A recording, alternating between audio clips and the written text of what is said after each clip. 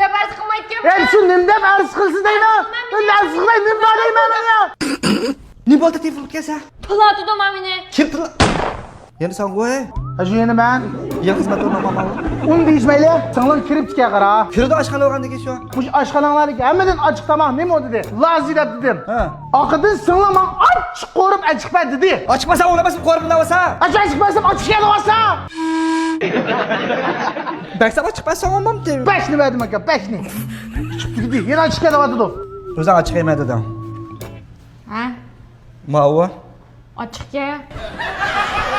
Ochiq qolib ketgan bo'lsa, ya yemmidim o ya. Gapdalmish aka. Qara ochiq bo'lib ketganmisa, mani laz qotmay ochiqpadim. Ha bo'pti, unda sen qo'rqmagan bo'lsa deb tilaysan uni. Mani ochiqga mani ochiq emas deydi. Bag'an aka. Ochiqga. Ochiq. Ochiq emasga. Maaş ikisini yemedi. Daha bence yemedi de. Ha, men qo'rqmasam nima? Aşı çıkmadım. Sizlerin daha bence uğurluktan da varsa. Erlik'e cıngı çıkma. Eğer semirip yıkamışsam, meni arz qilma deydi o. Meni nima arz qilgan?